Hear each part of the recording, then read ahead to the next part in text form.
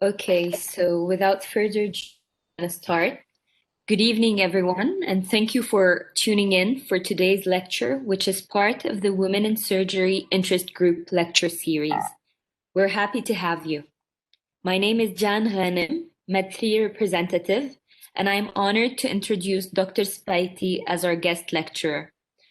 Dr. Sbaity is a surgical oncologist who holds the position of clinical instructor of surgical specialty at the Department of General Surgery at the American University of Beirut Medical Center. She received her medical degree from Beirut Arab University in 2005. She went on to complete a residency in general surgery at AUBMC before pursuing 2 fellowships in surgical oncology at Johns Hopkins Hospital in Baltimore and breast surgery at Memorial Sloan Kettering MSK Cancer Center in New York. Today, she is going to talk to us about soft tissue tumors. Dr. Sbaity, thank you for being here. The floor is yours. Thank you for the invitation and thank you for organizing all this activity. And it's nice that you're having all this number of audience. Hopefully, it's being beneficial to the community of medical students here and in the region. So today we're going to talk about soft tissue tumors. So soft tissue tumor is a very frequent clinical problem, and it can be either totally benign and not dangerous, or it can be the malignant counterpart, which we refer to as the sarcomas. And just as a general impression, sarcomas really constitute a very rare proportion of all cancers, not more than 1% of all cancers. However, the problem is there are still challenges in treating sarcomas. So if you think about cancer, you have 2 big subtypes. You have the carcinomas and you have the sarcomas. The carcinomas usually originate from epithelial cells, while the sarcomas originate from the mesenchymal cells. And so far, medicine has advanced significantly in the treatment and improving survival and oncologic outcomes at all levels in carcinomas in multiple organs. However, it's still very limited with sarcoma. Similarly, with melanoma, it's still very limited. So that's why it's important for doctors to be careful when they have a patient presenting with a mass, whether on the extremity, leg, thigh, arm, or on the trunk, a superficial mass. You should be careful and not dismiss it quickly as something that is not, like just a lipoma or not. Usually they tell patients that's the most common terminology بنسمعها من patients. I'm sure also in your countries it's similar. So it's very important not to miss a malignant soft tissue tumor when it is there, because really if you leave it and it continues to grow or moves to a more advanced size or worse grade, it's not going to be easy to cure this patient. And that's why I thought it is important for us. You are all approaching to become doctors soon, so it's important to talk about this topic and make you pay attention to those, because most of the time they may be missed and the patient is told that they have none. So I wanted to make this introduction so that you get a better, you move with me on the same wavelength for this presentation, because I'm gonna be really focusing about diagnostic aspects, when to suspect it's benign, when to suspect it's malignant, and when you suspect it is malignant, how to move further, because that is really the important and at essence now for your level as students turning into physicians, rather than, and of course we're going to tackle elements related to surgery because we are surgeons, but I'm not going to dwell about the other treatments. I want the messages about not missing and the diagnosis to be really clear. Okay, so crowded slides with many histopathology slides, just to tell you that many types of sarcomas and soft tissue tumors, benign or malignant, are present. And perhaps, like for us as like we're not pathologists looking at all those slides, maybe for most of us they may look the same, but for pathologists they are not. And that's why it is, as you can see, there is just minor changes in the shape of the cells and the distribution and the number, and then you have a totally different soft tissue tumor, or a totally different, whether benign or a totally different sarcoma with a different behavior. So it is a challenging topic from the point of diagnosis to start from. And multiple diagnoses are present. This slide show you some of them, like you can see here, we have the neurofibromas, we have the lipomatous, which can be either a lipoma, and we're gonna see more images of that, or a liposarcoma. Either you have those that have a lot of mucin, the myxoid types. You have those which have proliferation of the blood vessels, either the benign counterpart like hemangiomas, like a patient comes with something bluish on their arm and since birth most of the time, or you have the malignant counterpart, the angiosarcomas, and many other subtypes. So the annual incidence of these soft tissue tumors, whether benign or malignant, is low. It's 0.4 per 100,000 individuals worldwide. And these masses approximately represent almost in 1/3 of them, they can be a soft tissue tumor, specifically when they are on the extremities and the trunk. And mainly we consider always the back as more notorious, and the upper and the thighs or the upper lower extremity as more notorious. They can be either superficial or they can be deep seated. And the superficial ones or the subcutaneous one, the patient will most likely present earlier, so that is better, because they can witness the growth of the mass, or they can feel it, or it causes pain because it is stretching the skin, or you have the deep situated tumors, whether benign or sarcomas, and they unfortunately can grow, and they are mainly the sarcomas, and they can grow to larger sizes before we pay attention, and they are more common, as I just mentioned, in the lower extremities. So what about sarcomas? How we said that there are multiplicity of subtypes, but what are the most common? The most common are, not very surprising, the unclassified sarcomas. So because like there are all this variety in the shape, in the cellular features and histologic features, so pathologists sometimes are really uncomfortable what to name this sarcoma, and it looks too ugly, the cell too undifferentiated. So they would just, and there are no clear features that would categorize it into any of the different subtypes. So they will just simply refer to it as the unclassified sarcoma. And this is worldwide. With time, the proportion of those labeled as unclassified sarcoma diminished, because more types of pathologic stains and so on, so that we can characterize better those tumors. But as you see, almost quarter are unclassified. Another quarter, the leiomyosarcoma, the most common, one of the most common subtypes in the extremities. And you have the dermatofibrosarcoma protuberance, the angiosarcoma, and the myxofibrosarcoma. These are the most common subtypes that you would hear of. Mind you that sarcomas in general, between soft tissue and the other retroperitoneal type of sarcomas, you have over 50 subtypes. It's really a broad entity, though it is rare.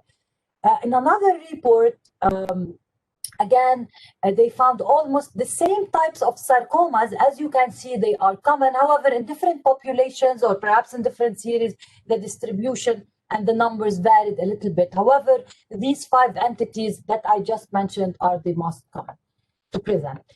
The problem, as I said, if they are thought to be, if they are not well studied before surgery, because this is what happens. Patient comes with a mass, they come to a general surgeon, and then they say, I have this mass, I want to take it out either for pain, cosmetic reasons, or I think it's growing.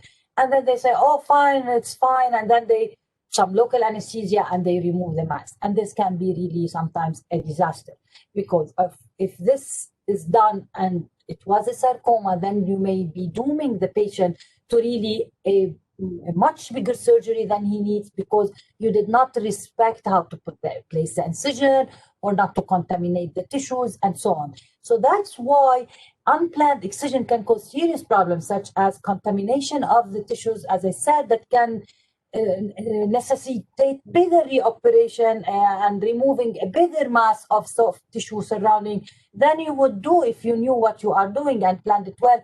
And eventually the patient may need reconstructive surgery to be able to close the defect that will be created. And this is why we need to be aware of this topic and need to be more knowledgeable about it.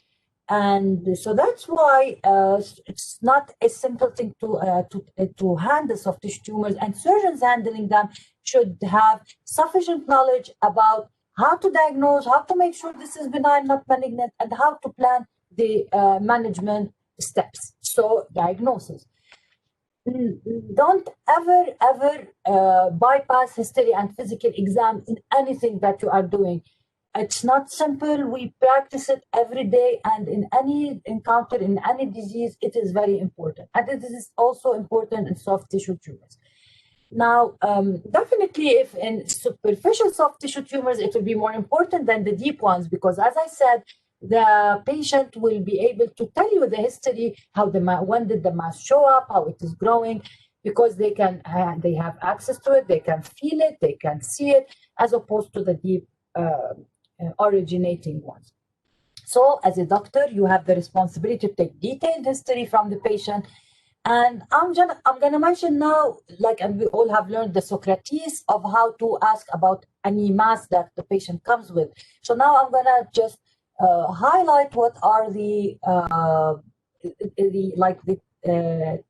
let's say the findings that the patient can give you, and how would you analyze them. So it's soft tissue that did not change in size and shape is usually reassuring, because increasing in size and changing in shape to more irregular pattern or more nodular pattern. It was one nodule and then it became nodular, more than one nodule. This is not reassuring. So if a patient comes and tell you this mass has been there since 4 years, it's not increasing in size, the shape is the same, what do you think, doctor? What shall I do? So in this scenario, most likely it is not malignant. So no need to really just start, working up the patient with all this sophisticated imaging that we have. However, if the patient tells you that,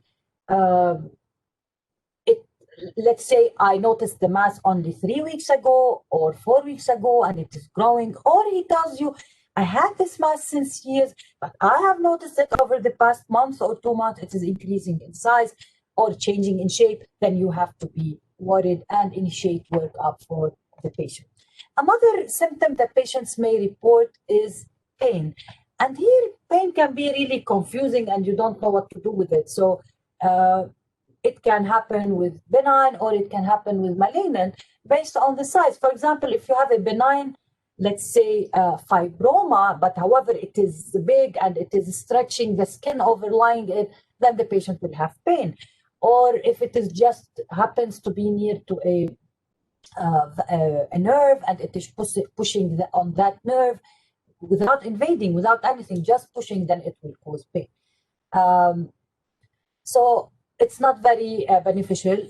But we have always to remember that in specifically in cases of nerve sheath tumors, that like schwannomas and malignant peripheral nerve sheath tumors, pain, the patient comes presenting with pain. So you have to put this symptom in the full context of the history and physical to decide whether it is important or not. I wanted to highlight these two important points regarding, the history of the mass. Now, not to forget, of course, we always teach you as students, and we still do it in our clinics, to take full history from the patient, not only the history of his complaint, but we go over all the review of system. And here I'm going to stop only about family history. Here is important because we know that there are some genetic diseases that can cause soft tissue tumors, the malignant ones. And one example is neurofibromatosis type 1 and type 2, where you can have the schwannomas, neurofibromas. So it's important to ask about personal history of this disease or family history. Following that, after history comes physical exam.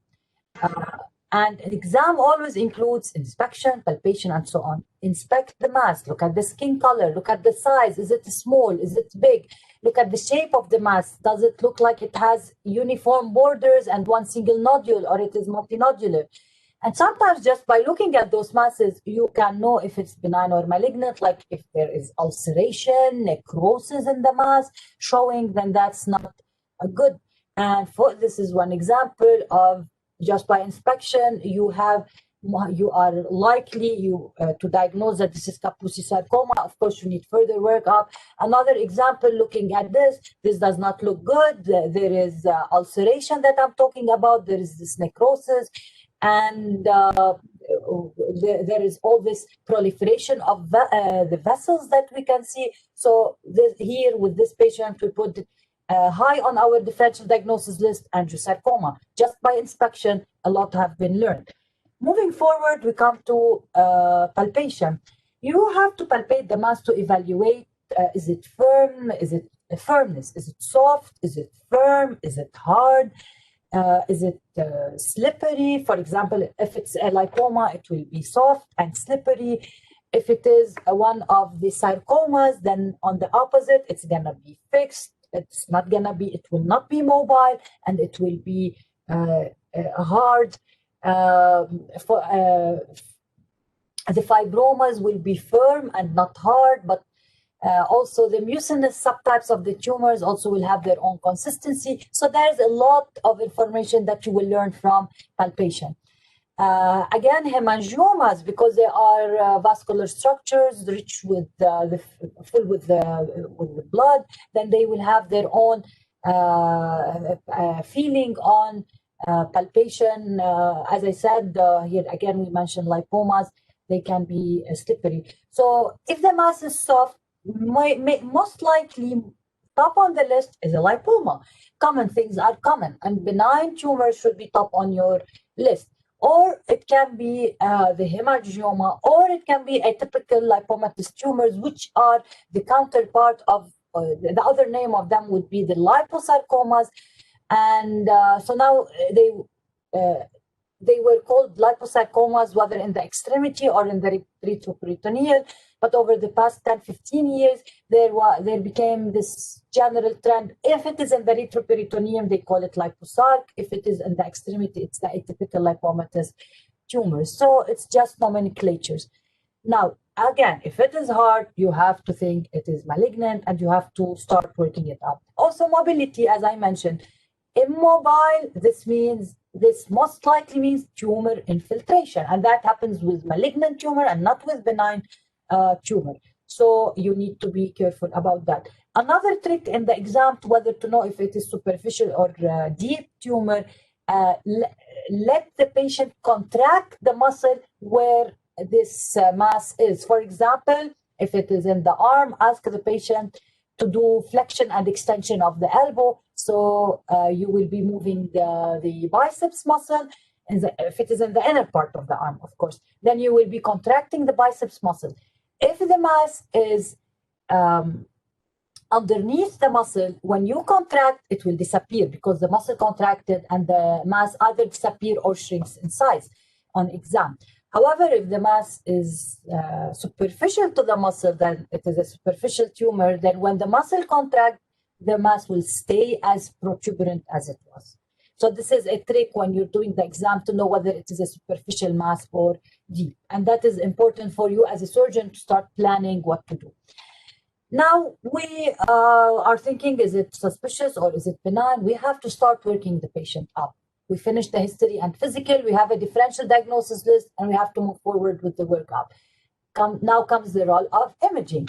And we always simple things can give you information. Start with simple tests. Ultrasound. Ultrasound is most of the time the first study that is done for those tumors.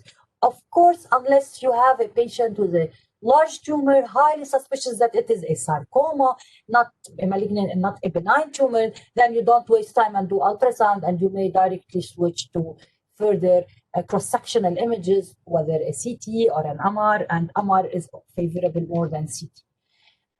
Ultrasound, as we know, it is easily accessible. Most centers have it. Radiologists are familiar with it. It's inexpensive. It can give us valuable information about the size of the tumor, because sometimes you can see a mass, you're seeing only the tip of the iceberg of the mass, and there is more hiding.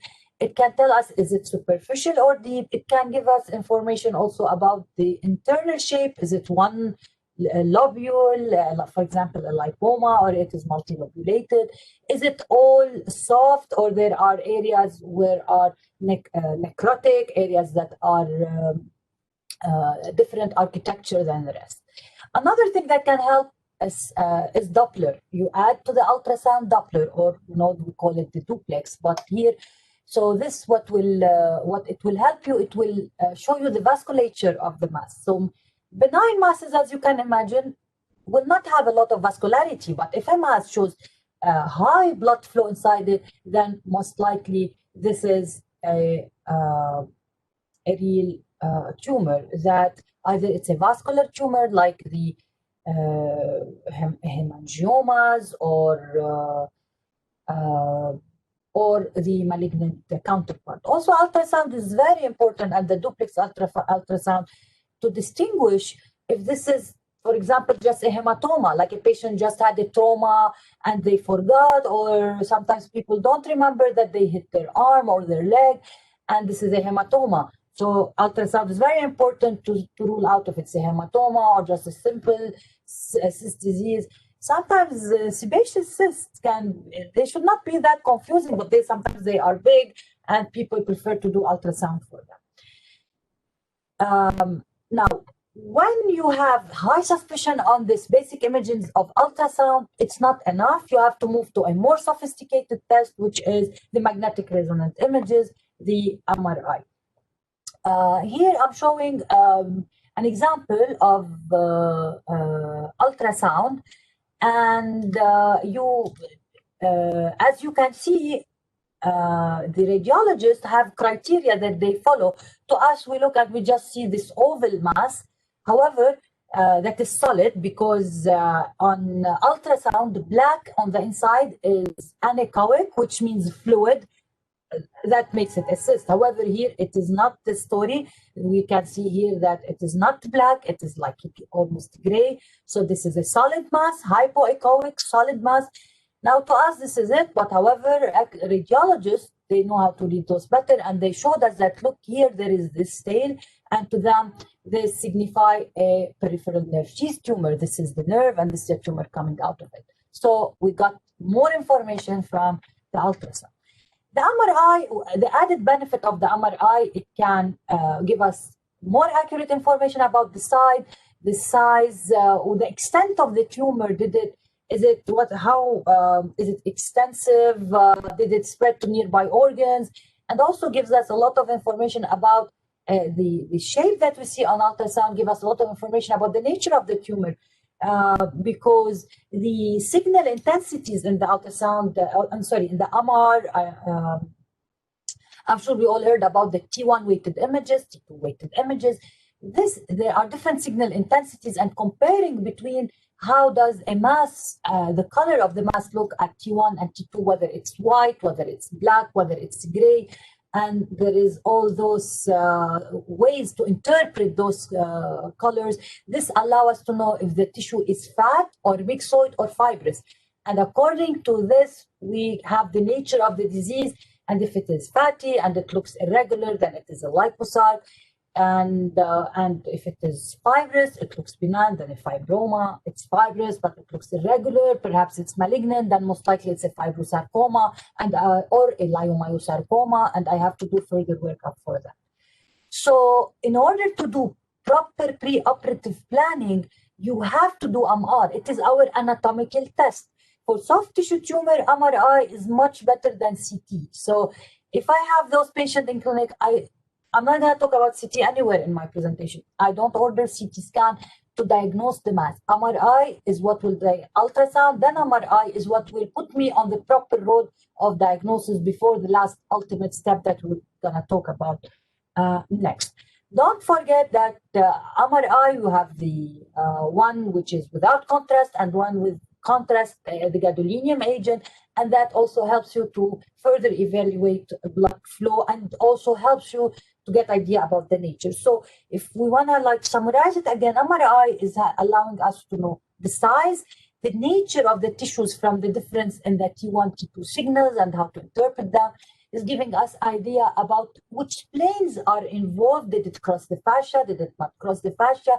The extent of the tumor, help providing both and help to diagnose what's the nature so we can decide whether we need to intervene or not. And also if once we decide to operate, we cannot operate without an MRI that will give us clear relationship of the mass to all the nearby structure, whether it is the nearby muscles, whether it is the nerves, whether it is the arteries, so we can do proper planning. X-ray can be helpful sometimes to see. If you see calcification on X-ray, common pathologies where you can have calcification is in hemangiomas, fibromyxoid tumors that get ossified, or synovial sarcoma can have also calcification. Now, okay, we are suspicious, but the imaging is not enough. We need to have tissue diagnosis. We cannot, now sometimes if the clinical exam, the history, the clinical exam, and the ultrasound tells you all that this is a simple benign lipomatous tumor, has been there since 4 years, not increasing in size. So you have a diagnosis of lipoma. Perhaps you would not do anything further, but not always the story is simple.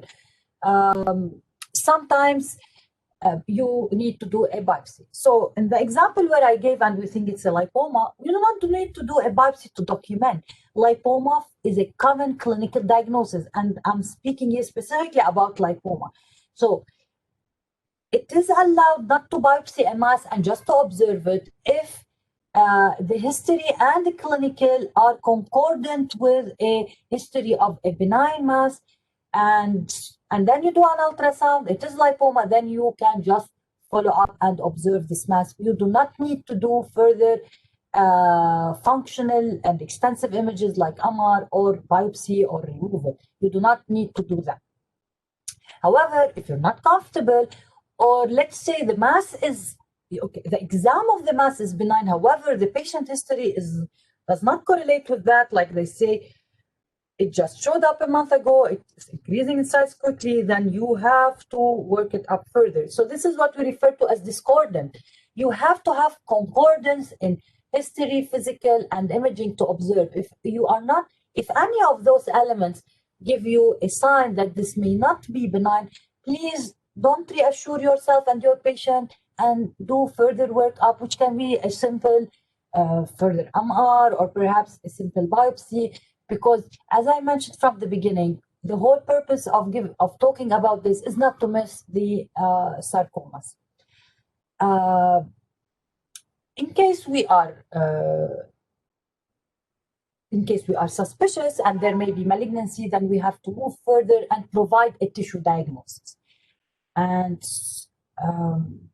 the tissue diagnosis, if you remember the very first slide I showed you, there is a lot of variations in the subtypes and variations in the cells and variation in the surrounding environment of the cells, and the pathologists have all types of nice stains that they can use, and so that we can differentiate between different types of soft tissue sarcoma, because each type has its different prognosis. Some are better, some are worse, some need systemic therapy, some don't. So it is important to have an accurate diagnosis. Okay, so now we need to do a biopsy. Okay, so I have the image of this mass. I told you that it is a liposarcoma, but I will tell you, if this patient comes to me in clinic with this appearance of, small mass, uniform, just by inspection, it may be either a lipoma or a liposarc. And in the beginning, when it is still small, it can even still be mobile, especially if it's a well-differentiated liposarcoma. So you may be misled what this is. It's not easy to diagnose. So we have to do further workup. We're going to talk about biopsies, but I wanted to show this image so that, especially because lipoma is a common entity, it is so easy when the mass is out to know what it is. Look at this. This is a uniform. This is a lipoma. Look at this nodular. Here you have, if you look at this only, you can see it's similar to this. So you have the nice fat elements, because liposarcoma is heterogeneous. So you have an area which is well differentiated, another area which is not well differentiated, or what they refer to as D-diff. This area looks like a D-diff. And that's why sometimes the imaging can be confusing. Like if you did an imaging ultrasound and you saw this mass, the focus was on this area, perhaps, and then this area, perhaps the radiologist will think it is a benign mass. Maybe these are more difficult to access by ultrasound because they were the more deeper. So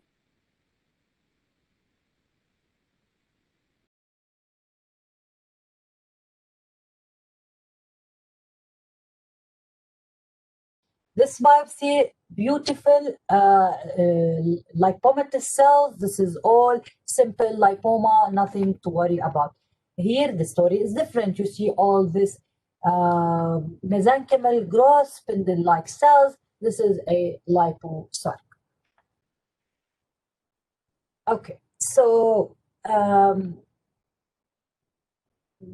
when to consider, we have a slide about types of biopsies. Sorry. Okay, I'm going to look at this slide first, then I will continue. What are the different types of biopsies that we have? These types apply to all body organs. We have aspiration cytology, core needle biopsy, incisional or excisional biopsy. And we have this, we need to decide which one to do. With aspiration cytology, so each of these has its limitations and its advantages, and you have to select what you want to do. And you have, before the patient is sent to biopsy, it's very crucial to discuss with the surgeon who will maybe eventually operating, because the surgeon will help to say from which point he wants them to access through the needle to reach to the biopsy.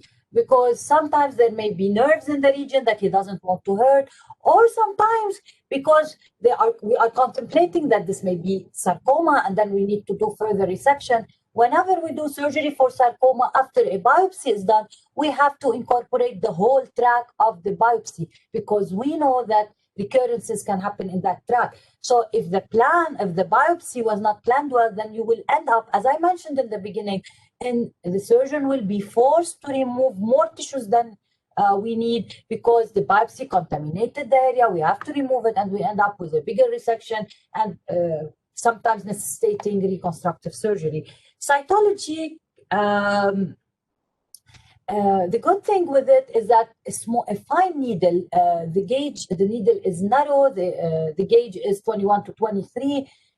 Because the narrow needle, the risk of contamination is low. It's an outpatient procedure, and we get quick results. However, it cannot always give us the diagnosis.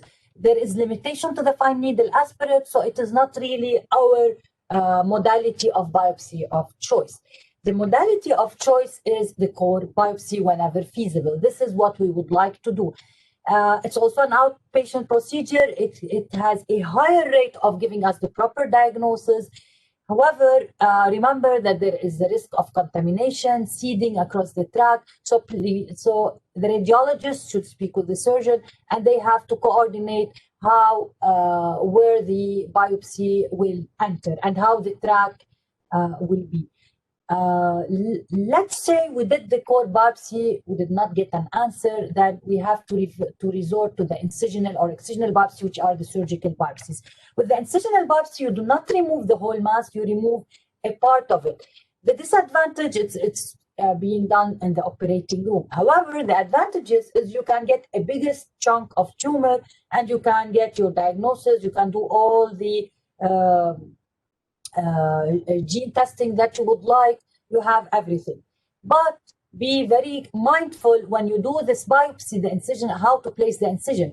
The incision in brief, and as a simple rule, should be placed thinking that if you need to do the proper resection of the sarcoma, you can use the same incision, extend it up and down, right or left, lateral or medial, and make your excision. So it has to be your main incision should be continuity of this incision. And this is where people sometimes mess up. They don't plan the incision well. For example, on extremities, you need, and the same with excisional biopsies. On extremities, you need to put longitudinal incisions so they are along the length of the muscles. And sometimes, sadly, we see patients coming to us after an incisional or excisional biopsy which was transverse, and now we are stuck and we have to remove the whole compartment instead of removing a smaller area. When would I do an excisional biopsy instead of a core biopsy? Usually we resort to excisional biopsy to remove small tumors, and the cutoff that we all accept is 3 centimeters. If you have a mass, even if it is suspicious and it is borderline, you do not have a clear diagnosis of cancer from imaging, it is borderline, you want to remove it. If it is less than 3 cm, you are allowed to remove it, but based on the rules that I just mentioned. And then even if, because if it was a lipoma or another limited borderline tumors, then you're done, you don't need to do anything further. However, it may end up to be a sarcoma and you have to go back and do a further resection. And if you planned your surgery well, it's not a big problem and you save the patient procedures. The only exception regarding size is really lipomas. So if you have a tumor that looks like a lipoma from history, from exam, from ultrasound, you are still allowed to remove it in entirety up to 5 centimeters. This is the only exception with lipomas. And this is what we just mentioned about orientation of incisions on the limbs. Very important. It has to be longitudinal. This is an example of a tumor in the thigh. It's not easy to diagnose what it is. Looking at it, you can see that it is big enough. You can see the vascularity above it. You can see the redness of the skin from the stretch. And this ended up to be rhabdomyosarcoma. This is a very common location for rhabdomyosarcoma and very common. This is a very common way how they present. So what do we do? I'm not going to go for ultrasound for this. I'm going to go for an MRI.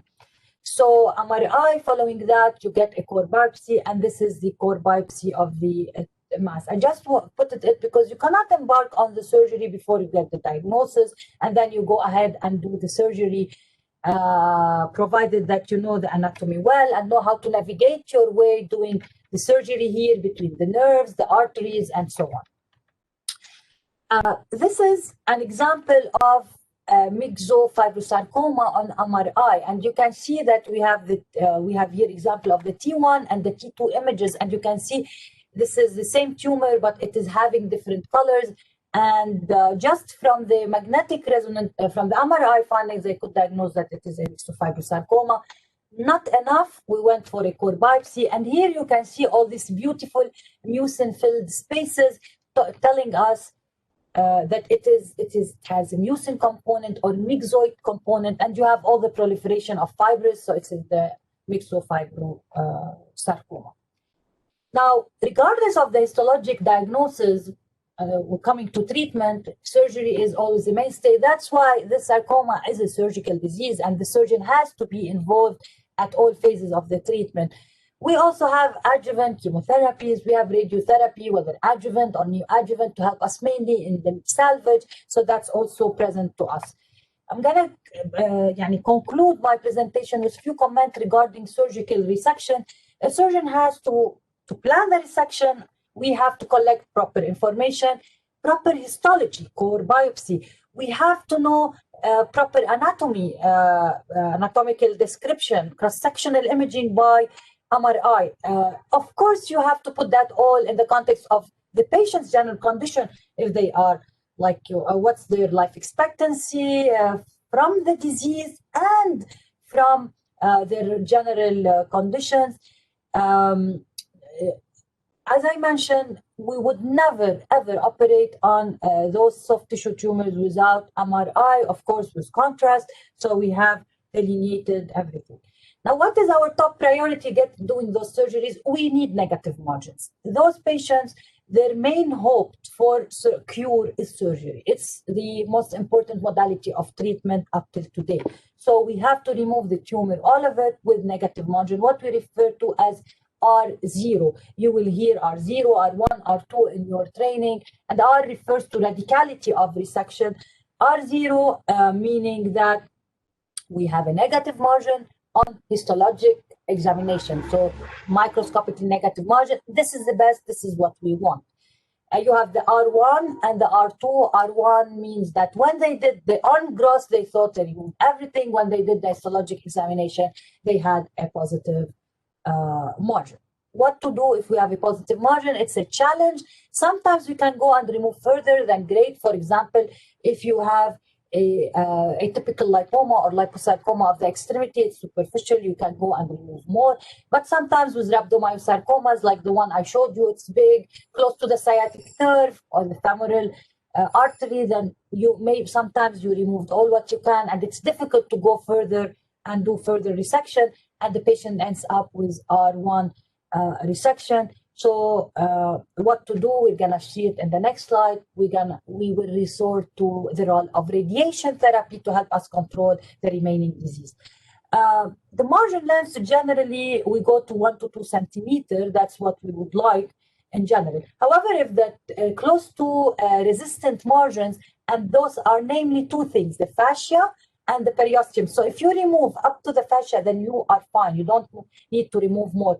Tumor cells rarely cross fascia planes. So that's why the resections of, if I have rhabdomyosarcoma in one muscle, I remove the whole muscle with the fascia. Also close to periosteal layers, sarcoma rarely crosses periosteum. And in the operation, we don't resect the bone. What we do is that we elevate the periosteum with, there's the device that elevates the periosteum, and this is considered enough. However, if we have high grade, like the Fibrosarcoma, we know they are really aggressive, notorious for recurrences. We try to get 3 centimeter margin or wider, not always feasible. And that's why, unfortunately, those patients have always the risk of having recurrences. In the past, soft tissue sarcoma of extremity, the treatment was simple, amputation. Now that's not true. Many studies, randomized trial, have looked into it and get negative margins, plus or minus radiation, and the patient is having the same rate of local recurrence, so really no need to do further resection. As I mentioned from the beginning, if you are planning for a huge resection, extensive resection, please plan well and have your plastic surgeon with you so that they can do proper way to close the defect, whether a skin graft or a flap. As I mentioned, we don't want positive margins. The aim is always to get R0 resection, and this has been proven in multiple studies. I just picked one, which is the most recent in 2018, and it was again and again proven that recurrence is lowest when you have R0 resection. However, the effect on overall survival, there is no effect on the margin, and that's why we stop doing amputations, because even if you remove all the area involved, that does not guarantee the patient better survival. So just on small note, for you to remember, those patients, their problem when they have issues with recurrences. It is distant recurrences. And that's why we started to accept less margins of 2 centimeters instead of a full amputation. Also, as I mentioned, we try for R0, meaning microscopic negative margins. However, if we cannot guarantee that, radiotherapy helps us. This is again telling us that radiotherapy can help us. However, if there are, it helps to control local recurrence, but it has to be negative margins also. With positive margins, it helps to control, but it is not as good. So a positive margin with radiation, the local recurrence control is not as good as a negative margin after surgery. To conclude with just these few take-home messages, very, very important to have proper diagnosis and proper treatment planning for these sarcomas. A multidisciplinary management surgeon should be involved from the beginning, and that's very crucial. As I said, the superficial ones may be noticed earlier. Deep tumors may be missed by patients. Don't underestimate the value of your physical exam, and please make sure that the story is concordant and the imaging are comforting before you dismiss these tumors. And sadly, soft tissue tumors that are superficial, patient notes them, they just go around general surgeons who are not familiar with those diseases. They resect them without proper planning, and that result in disadvantage to the patient. So hopefully when you become those physicians and surgeons, you will remember and do proper planning. And thank you for your attendance, and I'm ready to take questions.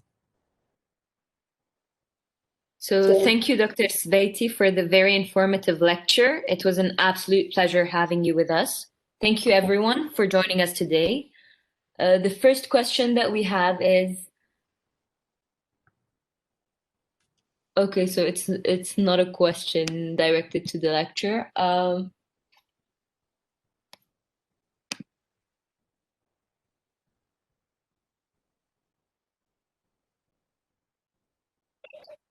Okay, so no questions so far. Does anyone have a question?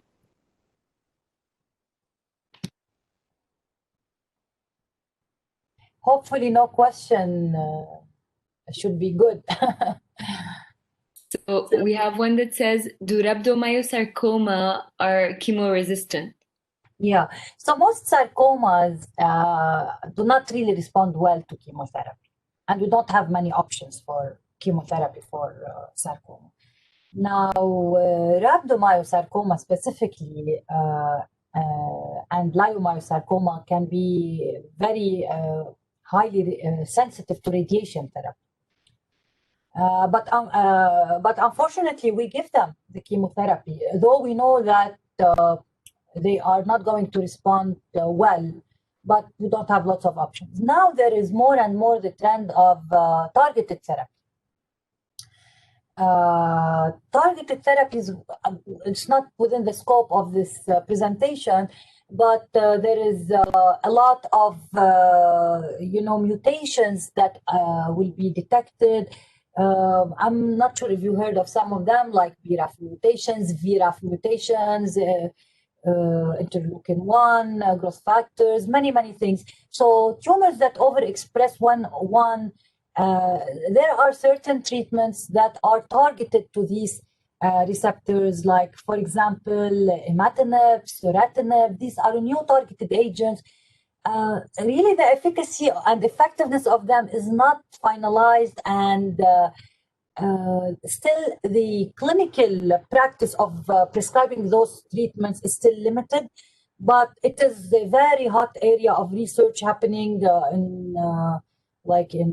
North America, Europe. They are really studying all these targeted agents because most sarcomas are chemo-resistant, unfortunately. Thank you. So there's another question that is there any promising targeted cancer inhibitor for sarcomas? You mean by inhibitor as prophylaxis, preventive, or as treatment? So if as preventive, no, nobody is looking into that. I'm not aware about that at all. But yes, as treatment, yes, there are. I just mentioned sorafenib, imatinib, they are being used, and many others, yes. And hopefully they will be promising. They are promising, but with targeted therapies, we have to do a better job at selecting the patients. And it is an area of progress, and there is real progress happening over the past 10 to 20 years. So hopefully. Okay, there's another one that's not a question, it's just feedback, Bess. I thought I would read that because it's nice. And someone says, most of my questions were answered. Like always, your sessions are very fulfilling and detailed. Thank you, doctor. Thank you. We try. Okay, so another question says, what are the benefits of using chemo despite being rendered ineffective with rhabdomyosarcoma?